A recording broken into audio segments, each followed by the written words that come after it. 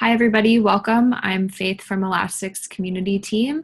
If you're joining from our Boston user group, hello and welcome again. And if you're joining from our virtual user group, also hello. I'll drop links to the virtual user group in the chat so that folks who are not a part of our virtual user group, you can join there and stay up to date on all of our virtual meetups that are upcoming. So today we're really lucky to have George and Murali from SEMplicity join for a presentation on scaling an ECE deployment. So really grateful to have them, really grateful to have their time today. And they're super knowledgeable, and I'm really looking forward to the presentation. Again, throughout, if you have any questions, please utilize the Q&A feature or the chat. We'll be monitoring that throughout so that we can address anything that comes up. So without further ado, I'll hand over the reins to you, George. Well, thanks so much, Faith, and thanks so much for giving us this opportunity to talk. We talk at a fair number of conferences, and it's always a good time. This is the first one that's been virtual for me, so I took the I took the precaution of instructing my 15-year-old son to Zoom bomb this meeting if I get into any trouble. So if something happens, you'll know where it came from. So I'm just going to go right into this and not really talk about us. We're Elastic consultants, and we'll talk a little bit about that at the end. There's a technical presentation on how to create a really big Elastic deployment. So it'll have some technical detail in it, but it can't really include everything. So I would also encourage you to contact us directly if we can't get questions answered during this presentation. We're always happy to talk about this stuff. It's very exciting to us. Okay, so let's get right into it then. So what's our challenge? We have a big public company, and this is all based on what we did a while back. We have a big public company that is really struggling to access all their log records. So this is sort of a security use case, but it could easily be a observability use case. Anything that requires an awful lot of data. Log records, really generate a lot of data, and the old way that they were storing them, because nothing's ever a greenfield in this space, the old way they were storing them, it took a really long time for them to retrieve the log records. And they were also chafing under the expense of retrieving all those log records, storing them all. And they were also worried about going forward. The technology they felt was a little bit frozen, and they weren't able to do anything interesting like visualizations or any machine learning or anything with that data. So they brought us in, or we advised them and came in to create a use case for them just to store all their logs, and we called it Fast Search. And it uses Elastic, and it was an interesting application in that it doesn't have that many users. The people that use it are the people who are working in security in the organization, incident response, SOC analysts, hunt team, forensics, things like that. That's not a huge pile of people, maybe 100 to 200 users.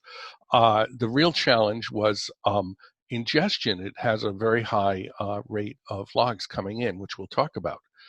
And then, on the roadmap, we wanted to be able to store store logs. Some of these logs are quite sensitive, and they have special storage compliance requirements. And then also on the roadmap, which we've executed a bunch of, is really nice visualizations, all the beautiful stuff Kibana can do for you, and also some alerting and also some anomaly detection with machine learning. We're not going to be talking about the use cases. This is a technical presentation on how to get the logs, a large number of logs, into Elastic, and with a minimum of effort and with the maximum of supportability. So there's our challenge. Here are our metrics. We're talking about just 30 days retention. We'd like to get it up to 60 someday, but they're only interested in the first 30 days of logs in this application for Fast Search. That's because there's that's where most of the action is. If you're looking at security events, you really need to know what's been going on in the previous 30 days, ideally 60. Now, if you're storing events for compliance, you might need a year or 3 years, but that's not the application here. The application here is actually logs that people are going to use and beat on. We ingest, the requirement was about 150,000 events coming in every second. So that makes for 31 and a third terabytes per day. And in terms of performance, we needed our searches over those 30 days to come back in less than 5 seconds, which would be a huge improvement over what they have. Actually, the vast majority of our searches are well sub-second at this stage. Even, this thing's been up for a couple of years now, or for a year anyway. But our SLA was 5 seconds because we wanted to be safe. These are this is the total storage we're talking about. I'm just going to call them 4 data sources, A, B, C, and D. They're all log records from various types of things like firewalls and Windows servers and whatever. Our log A is 117 terabytes, 48, 577, and 202. So we're getting up to a petabyte. It's probably about a petabyte now. These numbers aren't up to the minute. And it's on its way to being expanded to 3 petabytes with any luck. So these are our metrics. This is what we came into this project understanding we had to do. So the first question, let's talk a little bit about Elastic Cloud Enterprise and some of the terminology for it. I won't spend too much time on this stuff. But it's important to understand some of it. So the current terminology is ECE, Elastic Cloud Enterprise, is what Elastic uses itself to run its Elastic Cloud, which is their managed service. Now, this software is also available to clients and MSPs like me, I'm a managed service provider, to license and run on our own hardware if we want to. The client that we were dealing with here really wanted to use 60 servers that they had to repurpose to run ECE on premises. Now, the question is, why would a client want to do that, when there's a nice cloud offering? Well, there's a couple of reasons. In a large, first of all, the servers were just lying around with nothing to do because of another security product that shall remain nameless that they threw out. And they were nice, powerful servers. So they figured, why not use them if they're just lying around in the rack all ready to go?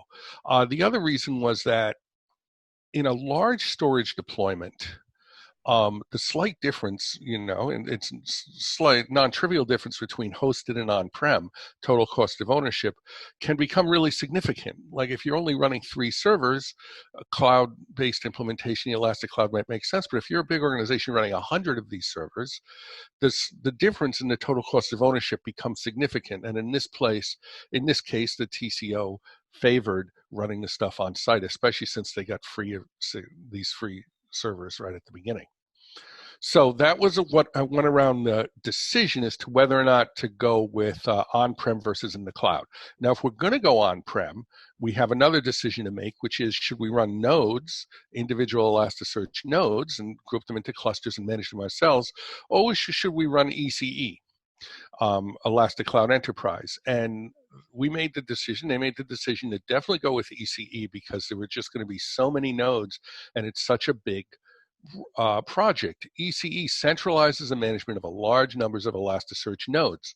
So the nodes are containerized in Docker and they're centrally managed. The config stored centrally in Zookeeper, and ECE keeps all your different nodes up and running. And we've got many, many nodes in a big data storage application like this, a petabyte. There's going to be a lot of different nodes running, and ECE manages the whole life cycle of those nodes. And that is worth a lot in a big implementation. Way more than pays for itself. They're all platinum nodes, by the way, under ECE, which is another nice thing. It really facilitates scaling up to deployment because you can easily add capacity with ECE. It's really great. I won't go over all of these, but it's really great with updates and upgrades because you can do a rolling upgrade and upgrade all your Elasticsearch software without any real downtime. It'll just manage the upgrade on its own, which is tremendous. So there's a lot of nice features in it. I have a link in the presentation where you can see, to the definitive documentation. The latest version is 2.5. So we went with ECE deployed on-prem for this client. Here's a reference architecture. So this is a slide from Elastic itself. and it is it's the reference architecture for ECE. I wanted to talk about some of the components. I don't want it to be a big vocabulary lesson, but we have to talk about a few things. So first of all, like the users and the log sources are coming in. Usually there's a nice load balancer.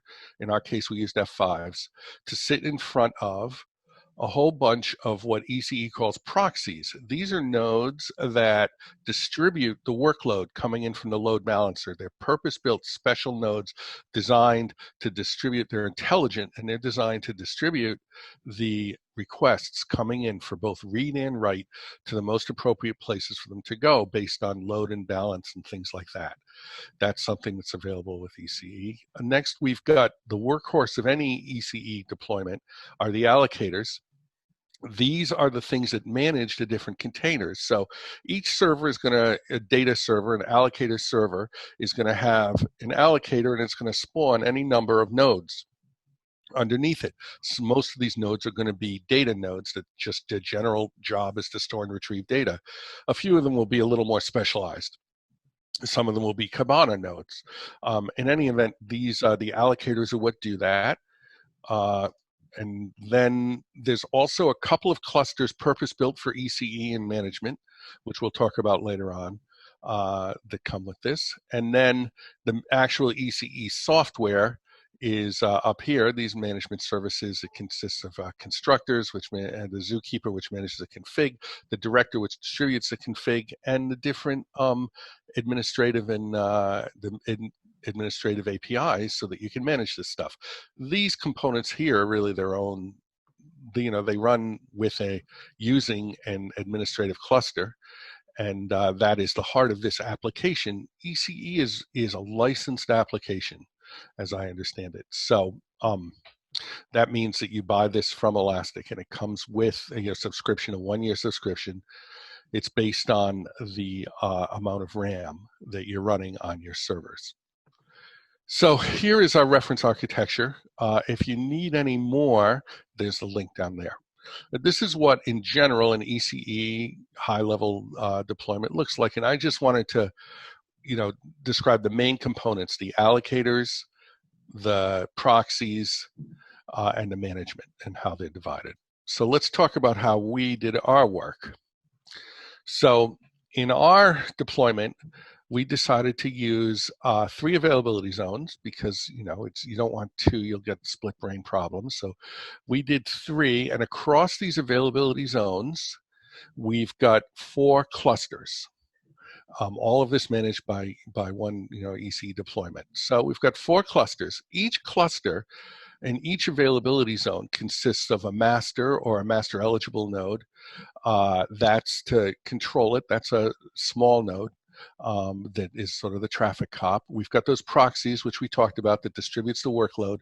We've got data nodes, which we talked about under the allocators. We've got 2 kinds. We've got hot and warm. Hot is for the stuff that is really getting beaten on hard, and warm is for the stuff that people still need to read. You can also have cold. So that was our architecture. We've got 4 clusters. Each one holds a different kind of log data. And for each of these clusters, we have this configuration in each of the availability zones. So I'll give you a second to digest this, because this is sort of our master architecture. On the right here, we have some other clusters that just come with us. We've got a metrics cluster to store all the metrics that this thing produces, which is super important in a large implementation. We've got a sizing cluster, which is even more important. This is just our sample cluster. When we ingest logs to begin with, we send them to the sizing cluster for a few days, as we'll describe later, to figure out how to tune our deployment so that we get the maximum benefit out of it. And then we've got this ECE management cluster, which we talked about earlier. These are also spread across the 3 zones. So I'll break here for a second if anyone's got any questions about the architecture. Yeah, in the chat, there's someone who says, can you tell me more about the audited data? Yes, the log records, the audit D data or the audited data? the two different things, but not really. So, Sorry. I think I misread that. That was Murali responding to somebody else's question, actually. oh, okay. Well, I'm go ahead, Mirali. I'm just trying to understand what the audited data she's talking about, Carl is talking about. Oh, well, I think what they're probably talking about is the data that's going in here, like data A, B, C, and D. And I'll say that these are all security network devices of different flavors. So data A might be, say, the proxies, and data B might be the security logs from Windows. Data C might be all my Linux audit data. Data D might be all my IPS, IDS data. These are all sort of network security devices that are generating lots of, they could be DNS servers. We could have routers and switches. We could have anything that's of value to be able to track and detect events in the security organization. A big organization might have 100 or 200 different sources, but the large ones are usually firewall, proxy, Windows and application servers, and of course, especially Windows domain controllers and things like that. So I hope that sort of talks about the data that we're ingesting here, but it could just as easily be performance data. Anything where you have a lot of data, this architecture is applicable. And with this data, we siloized it by the type that it was, so that all the IPS data is in this silo here. But as we'll talk about later on, we can search across the silos if we need to. Alrighty, I hope that answered the question. So let's drill down then and take a look at what the architecture looks like in a particular cluster. Like previously, we saw high level what it looks like, but let's look at what a particular cluster looks like. So say here is what all our clusters look like in one form or another. As I said, each cluster is dedicated to a particular type of security data, Windows logs, firewall logs, whatever. So we'll start from the bottom here. All this stuff's getting written to Kafka, which is a great thing. It's a great way to deliver data because it's if something goes down, it just stores it up and then sends it when it's ready. It's also pretty high performance. So all of our stuff is getting delivered to our cluster of Logstash servers, which we'll talk about in a minute. And these Logstash servers enrich the data and they send it to a load balancer, which is not an Elastic component, it's just an F5. Similarly, users are logging on through their web to Kibana, through their browsers, and going in through the load balancer, and the load balancer distributes it among the 3 availability zones that we have. So that way, if one zone goes down or something goes wrong, the other 2 will keep running. The availability, now the proxies then distribute it to a whole bunch of, using the masters in each zone, it distributes it to all the different data and ingest nodes, and there's many of these. So in this 1, 2, 3rd silo here, the A zone 1, 2, and 3, there are many data and ingest nodes in each one. So, and the data is spread across all the 3 availability zones so that if something happens, we won't lose anything. And that's, of course, the great power of Elastic, is that we can run in replicated mode, so we don't need to use RAID 5 or things like that. We let the software replicate for us and assure our reliability and redundancy. So within each availability zone, we have the hot and the warm servers, right? So the hot ones are red and the warm ones are, more gray here. And we have lifecycle management that takes after so many days, it moves from hot to warm and then, to cold. And so this is what any one of those particular, if we want to go back one, any one of these particular silos, this is what it looks like in detail. We've got proxies, a master, and we've got data and ingest nodes. Everything goes to our monitoring deployment here. So that we can keep track of everything that's going on. We built that in from the beginning because you really do need that in a big deployment like this. So let's talk about then our challenges. with this deployment and what happened and what went wrong and what went right. So the biggest problem we had is that we inherited this hardware, right? So we didn't really control it. And it was 60 plus Red Hat servers. And so the problem was it was heterogeneous. Some had like small SSD drives, some only had spinning disks, some had a little of both. They had different amounts of storage. They fortunately all had the same amount of RAM, but they were, very different. Each one had different performance profiles, or each group of them.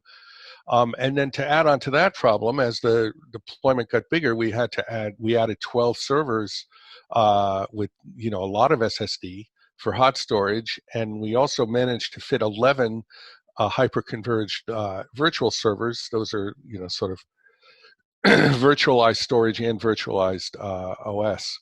For the lower volume storage. So we added a bunch of servers in the middle. All these servers have very different performance profiles.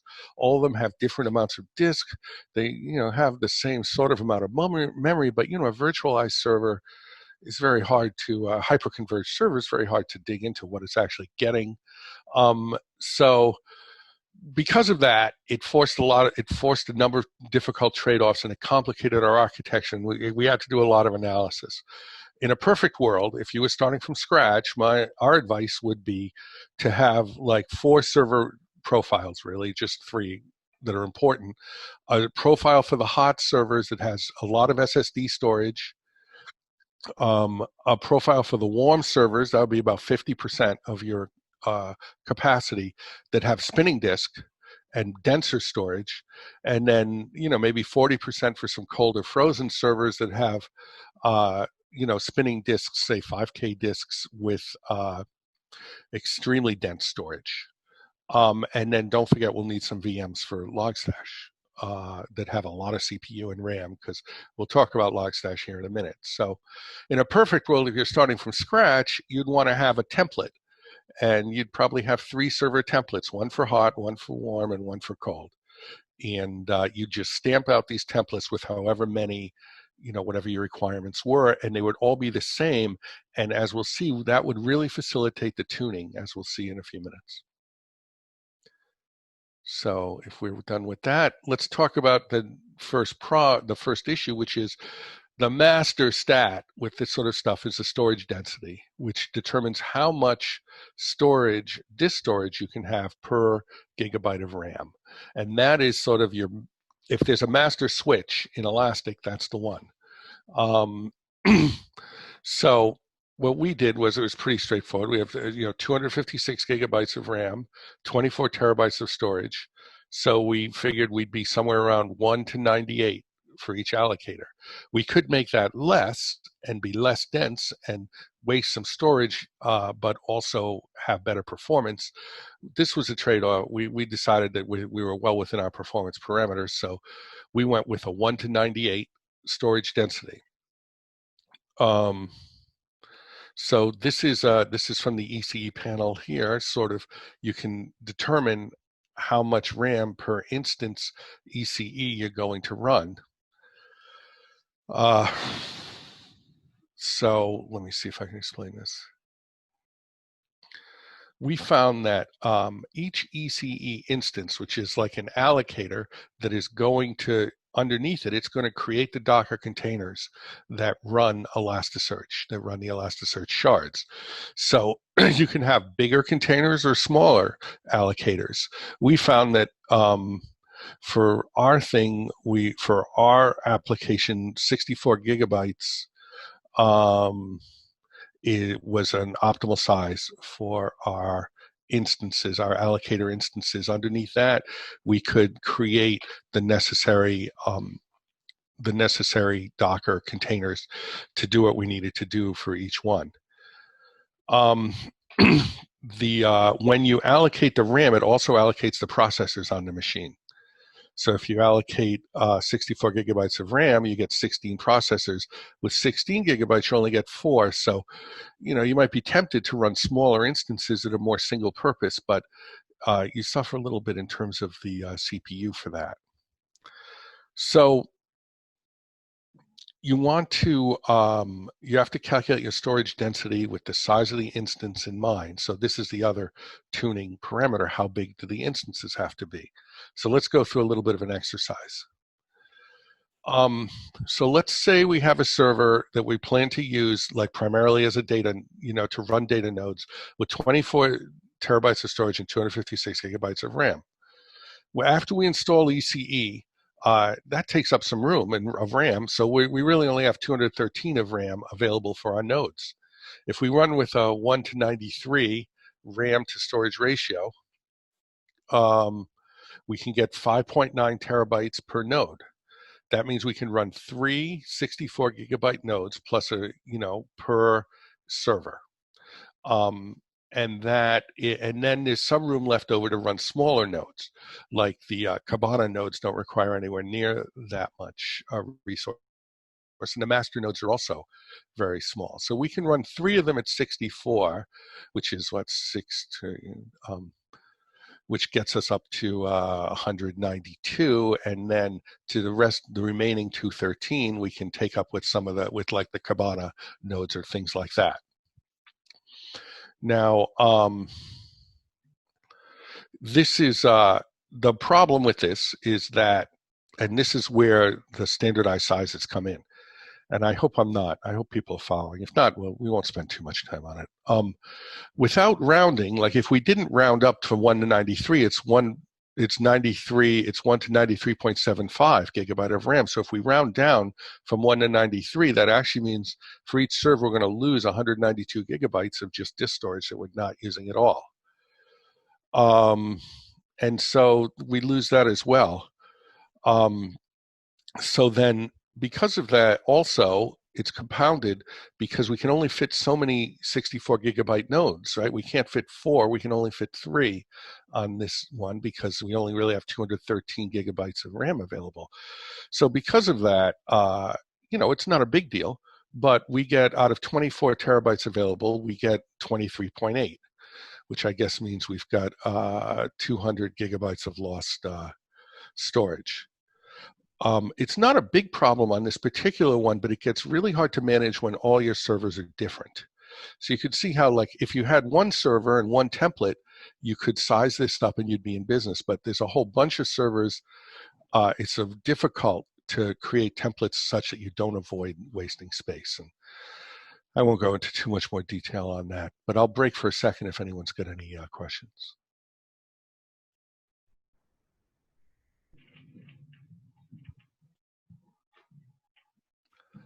All righty. So let's talk. The next thing is about sizing the shards, and this is an exercise that you go through when you have to put together a big deployment. Very important is to set up a monitoring deployment where you can turn the fire hose on and see what happens. Because then you can make your determinations. So what you have to do is figure out, first of all, how many gigabytes for this particular cluster am I going to ingest per day? So if we figure 1,300 gigabytes, we're going to do a replica, so now there's 2,600 gigabytes. We want to oversize it by 25% because these things are always growing. Then we multiply that times 30 to get 97 terabytes. Now we have to determine the size for the shards. You don't want, the idea is to, we experiment with different shard sizes. We think 60 or 50 is probably where you want to be on a shard size. The rule of thumb is not to go over 60, or at least it used to be. So if we figure out 60 gigabytes per shard, that means we have to run with 54 shards. And that's how you calculate when it asks you in EC how many shards you want. That's how you calculate it. So for this cluster, 54 shards are going to be spread out. So that's shard sizing. So now the last thing we have to do is size the nodes, right? So we went with 64 gigabytes of RAM per data node. I'm talking about a data node here. The Kibana nodes, the master nodes are much, much smaller. But mainly you're running data nodes. So if we go with a node size of 64 gigabytes per 6.1 for your storage, that's a density of 1 to 98. Then we have to figure out how many we can fit per server. And this is just running through the calculation. We figure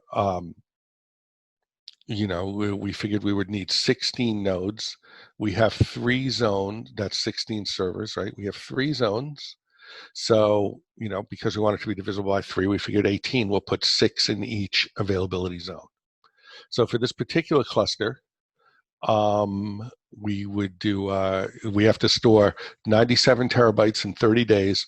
We'll run this across 18 different nodes or Elasticsearch instances running across the 3 availability zones. That's 64 bits, and that's how we did it. So I don't know if anyone has any questions here, but I'll keep going unless interrupted. So a couple of things to think about shard sizing, and people might disagree with me on this, but we found that you can size the shards however you like. If there's smaller shards, we found that it takes longer to write, but faster to search.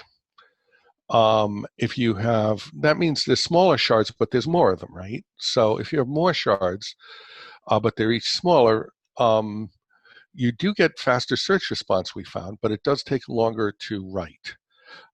This is just our experience. It's a complicated issue. If we have larger shards but less of them, it has the exact opposite effect. It ingests faster but is a bit slower searching. We sort of prefer the larger shards as things go because our application struggles with ingest, not with search. We don't have that many users. The search stuff comes back nice and fast. But the trade-off with that is that it takes longer for Elasticsearch to relocate the shards and for ECE to move them around and also to perform upgrades. If the shard's bigger, it takes longer to move it somewhere. But that's a trade-off. These are general guidelines. The best way to do this is to set up a sizing cluster and then point your event source at it first and tune it until you get the performance you want. Because it really is, as you can see, if you take nothing else out of this, it's that the performance here is dependent. There are different levers that we can use to control the performance. We can control the shard size, we can control the node size, we can control the storage density, which is super important. How we tune those things depends a lot on the hardware you're running on. And it depends a lot on the EPS that's coming in. So the best way is to have a sizing case, a sizing cluster where you can just do your own tuning for your particular log source and or data source and for your particular hardware. So next up, let's talk about everyone's favorite subject, Logstash. We didn't think we'd have a lot of work to do with Logstash, but actually there was a fair amount of work to get it to ingest at this rate. As I've anticipated in this presentation, some of our problems really centered around ingestion and getting the Elasticsearch deployment as a whole to ingest these log records at the appropriate rate. And that is a function of both Elasticsearch and of Logstash. So we'll talk a bit about Logstash tuning here. First of all, the data we were dealing with has already been parsed, so Logstash didn't have to do that much work to parse it. And fortunately, the data was already in Kafka, so we could just pull it right out of Kafka. It's really easy to do. You just subscribe to the topic within Logstash and it reads it. The real issues were how many instances of Logstash do we run to be able to handle our EPS? So let's talk in some detail about that. We initially decided that we would have, we take 2 of our, lamer servers and use them for Logstash. And each of those servers would run a number of Logstash instances, 3 to 5, and that these things would each read Kafka topics and write to Elasticsearch through the load balancer. Later on, we added 10 more VMs configured especially for Logstash, and each of those servers runs several Logstash instances. Now, it's important to remember that Logstash doesn't run under ECE at this point. You could deploy it as a Docker container, but we didn't do that. We just ran separate instances of it on these servers, probably because we were lazy. We do send all our Logstash metrics to our monitoring cluster because it really helps with tuning. Here's what Logstash configuration would look like to collect events from Kafka. It's really pretty straightforward if you know the name of the doctor of the name of the topic. So when pulling data, the number of Kafka partitions is important. You can only have the number of threads as there are partitions that you're trying to pull from. And in our case, our topics had 60 partitions. So Logstash can only have 60 consumer threads per instance. And so that's important to realize, because you think you're going to speed up Logstash by giving it 200 consumer threads. It's not going to help, because it can only handle one thread per partition. So what the answer is, another more Logstash instances. Right? That's the answer to that problem. So here's what it looks like applied. If we've got a high volume cluster with maybe 50K EPS or 40, we'll split it among 4 Logstash instances, each running 15 consumer threads, for a total of 60. The guidelines are the general guidelines for ingestion are there. Lower EPS, you need fewer instances with a high number of consumer threads. With high EPS, which is what we're talking about here, you need more Logstash instances with a lower number of consumer threads each. But in either case, it's all going to add up to 60. And also the JVM has some effect on that. So the bottom line is down here. If you just run Logstash out of the box, we found that we could get about 2,000 EPS ingested by it. If you set up if you tune your consumer threads and everything like that, we can get a single Logstash instance up to about 5,000 EPS. But that still means if I've got 30,000 EPS, that means I need 6 Logstash instances feeding that cluster.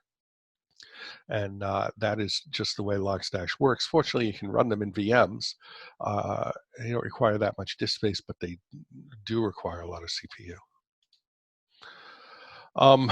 So that's sizing Logstash. In terms of tuning Logstash, the highlights are the all content keyword. You can run faster or slower depending on your mappings and the different things you do in Logstash.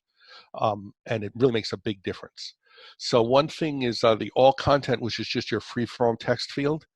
We concatenate a lot of stuff into all content. Anything that because the people who use our application might not know the label of the thing they're looking for. They might just be looking for George.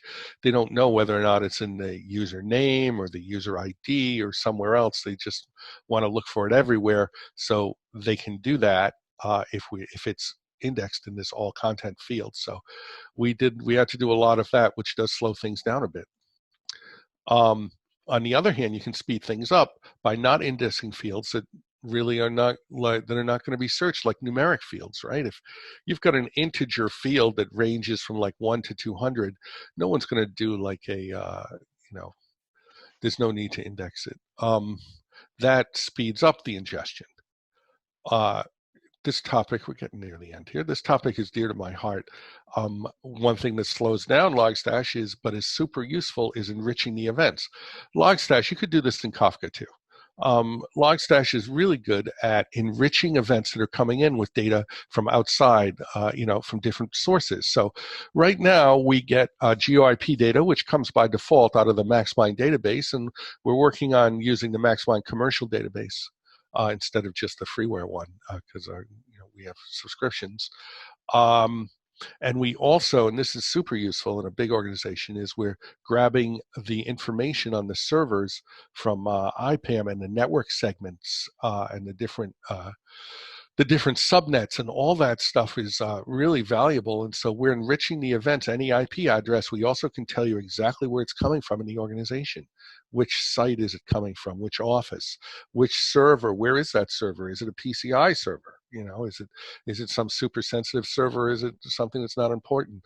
Which, whereabouts is, which site is it coming from? Is it coming from the Milwaukee office or the Chicago office, or even which room it's coming from? All that stuff is, organizations maintain this in an IPAM database in general, and we can use that to enrich these events as they come in, and we do that, and it doesn't really affect performance very much. It's tremendous. Murali figured that out. He used we created our own MaxMindDB. And instead of populating it with GeoIP information, we populated it with network information from the internal network and used a Logstash MaxMind filter. That's the best way to do it. If you, it's tempting to store the stuff in Elastic and then read it as the Logstash, as the stuff comes into Logstash, but that we couldn't handle that with the EPS we have. We're working on enrichment now with threat intelligence from MISP and vulnerability from vulnerability management systems and identity data as well. Eventually, I would like a bunch of all our events to contain this. So if it's from a known bad IP address, we'll know that, and we'll know exactly what kind of IP address this is. Is it like a click fraud, or is it a phishing one? If we would also know the vulnerability of any specific devices, which really helps people. And we'll also know if it contains a user ID, who that user is, like what's their role in the organization? Are they like the CFO and they've answered a phishing email, which is sort of a big deal, or is it just someone like me who's did something stupid, but no one cares?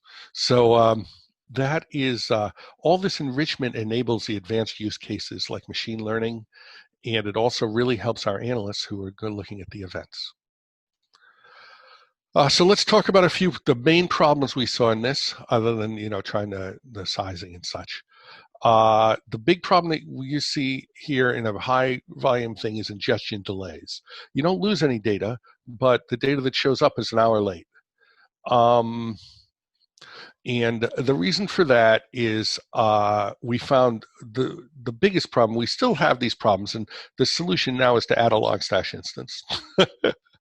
But before, regardless of Logstash, we were seeing this. And what happens is that ECE keeps all its shards equally distributed.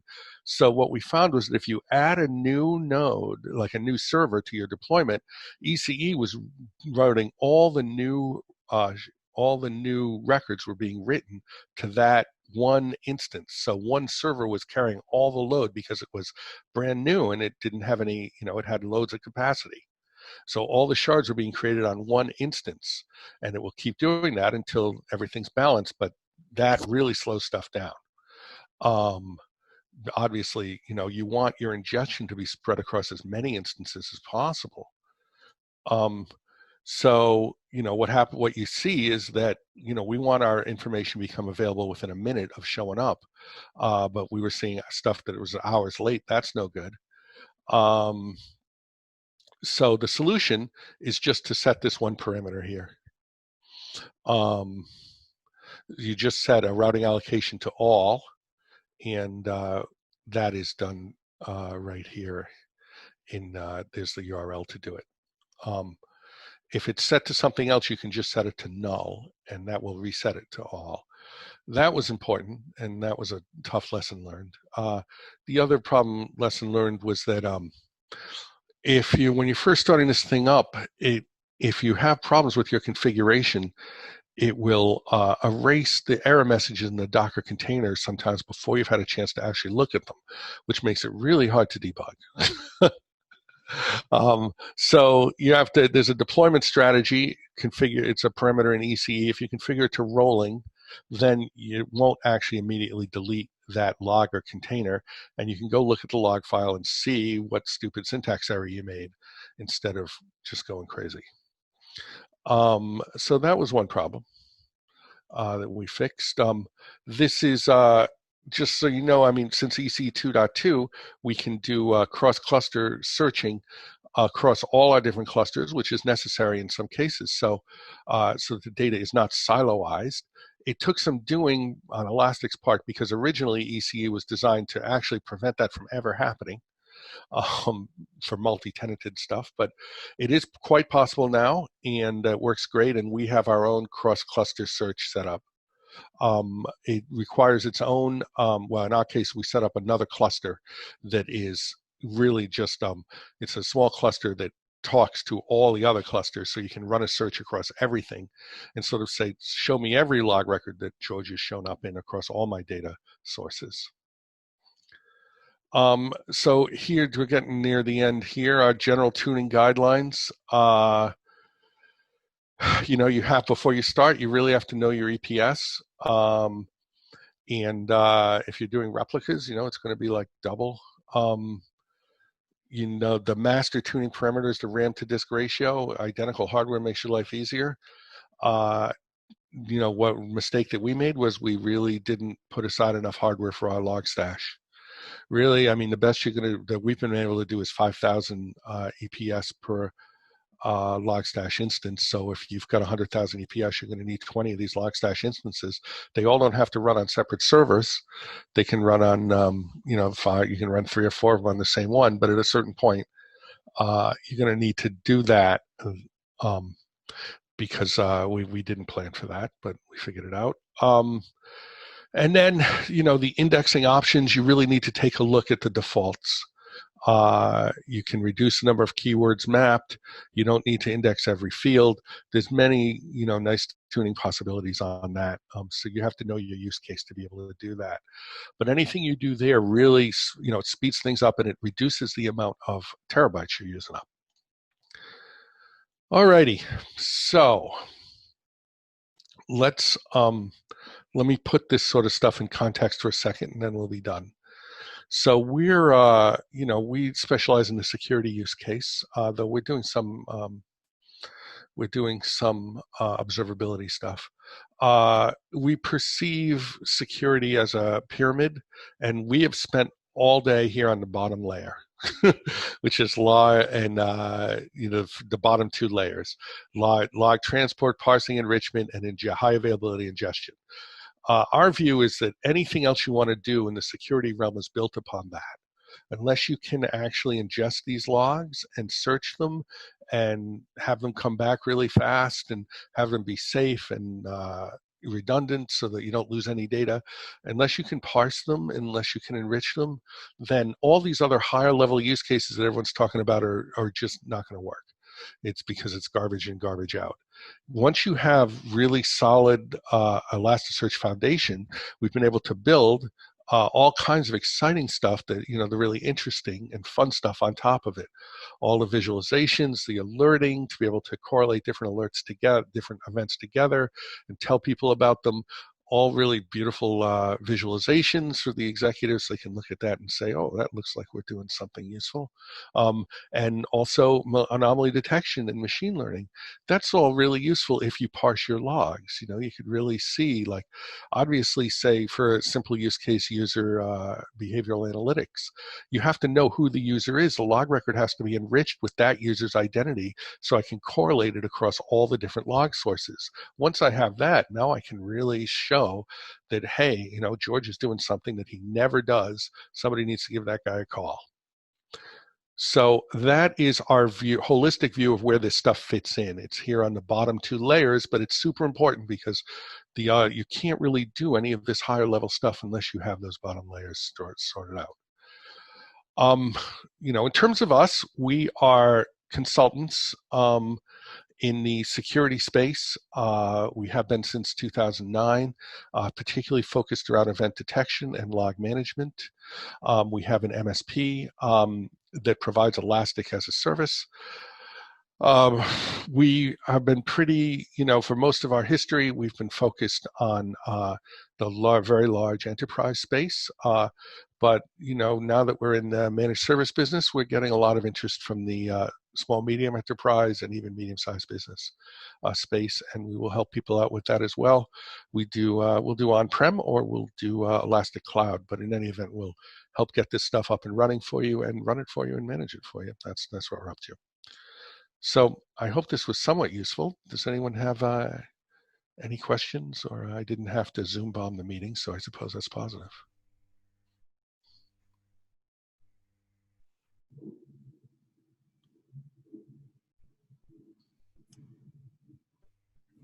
So there's a question, how do you manage / control shard migration during deployment process?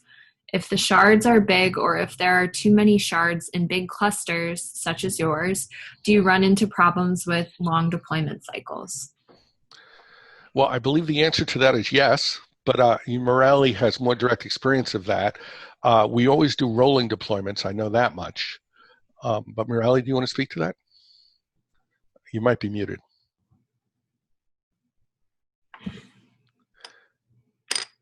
Can we unmute him? No, I can't. Oops. I think you're muted, Morale. I unmuted him. Okay. So the question is about how do you manage or control shard migration during the deployment process of the shards of recovery. Right. Yes, if the shards are large, we do run into problems. It just takes long time to migrate them to newer allocator. But if you are doing a rolling upgrade, then there is no need for the shards to migrate. It'll just come up upon the successful upgrade of that Elastic instance.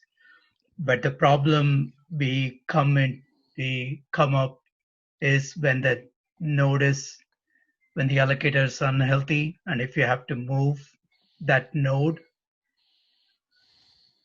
if you have to move the contents to another allocator, then that's where we run into problems.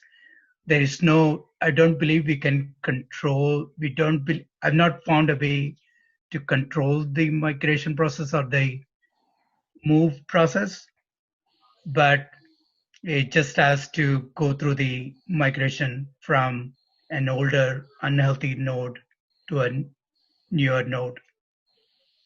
Yeah. I hope that answered your question, Rahul.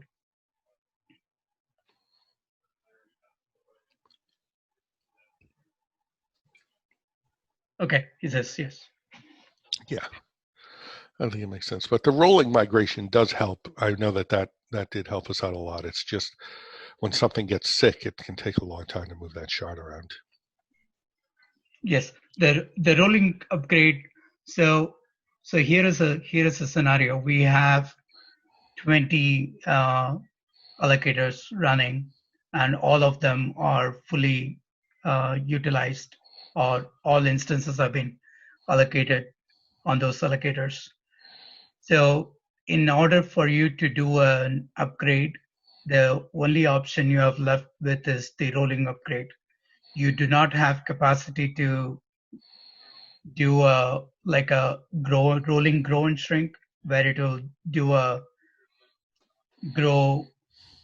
an upgrade one instance at a time, or you do not have enough capacity to do grow and shrink because you do not have enough capacity to bring up 20 new instances. The only option you are left with is the rolling upgrade that does what you want the system to come up with. If you want the system to come up with a new version of Elastic, that's the one option you have to do a rolling upgrade, right, or rolling change that will not move the shards from that specific node to a newer node to another node. That makes sense. Cool. Well, that's really helpful.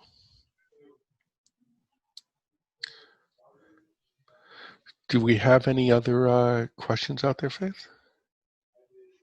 I don't see any so far. Okay. Well, we love to talk about this stuff. So if anyone wants to contact us directly, feel free to just send an email and we'll schedule a call. But if you've got a particular question on how this stuff works, or you get stuck with something, we haven't seen everything, but we've seen a lot. So just give us a call. We'd be happy to help you out, or send us an email. But thanks a lot today for everyone's attention. I hope it proved useful, and I mean it's a special use case in the sense that it's a lot of data, but I think that Elastic's going that way. I mean, in general, everyone's going to have a lot of data eventually. And it's perfectly manageable to do it, even at sizes much larger than this. and hopefully with presentations like this, we can show people some of the trade-offs and how to do it. Awesome. Thank you so much, George, for your time. Really appreciate it. Thank you, Faith. This is very enjoyable. It says, so there's a question about where the slides and video will be posted. So if you registered, whichever page you registered through, you will see both the slides and the video on that page in the next few days.